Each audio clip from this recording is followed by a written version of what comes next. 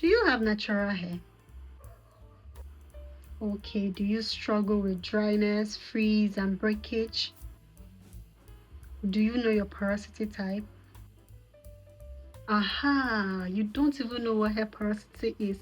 That is likely why you're struggling with your hair, and that is what this video is about. With that, I welcome you to Hair Porosity 101, a series of videos that tell you everything that you need to know about your hair porosity in the simplest way possible. Wait, why should I even care about hair porosity? Understanding your hair porosity will help you stop wasting money and time on products and practices that do not work for your hair type.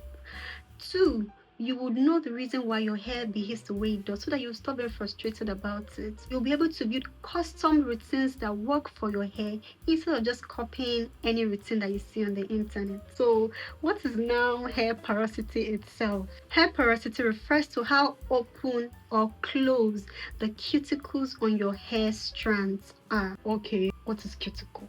Each strand of your hair is coated with something that looks like the scale of a fish. It protects the inner layer of your hair from damage, and this coating is what is referred to as a cuticle. You can also see it as a gatekeeper. It controls how moisture enter and leave your hair strands.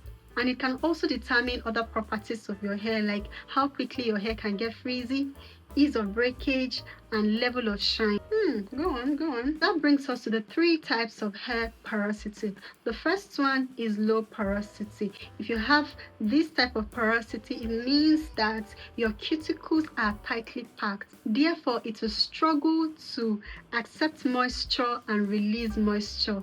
People with this type of hair would often complain that their hair takes time to get saturated with water. It also takes a long time to get dry. The advantage of this type of tightly packed cuticles is that it tends to reflect light better. So your hair is most likely to look shinier than other types of porosity. Also, it is less prone to breakage and frizz because the cuticles are not widely open, so they are not snagging on each other. The second type is the high porosity hair. This is the other extreme end of the hair porosity spectrum.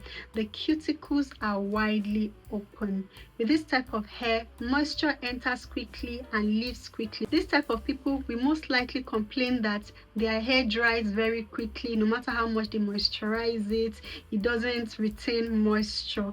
Also, this type of hair is less likely to look shiny. It's more likely to appear frizzy and break very quickly. And then there is the medium porosity hair type. This is the sweet spot of the spectrum.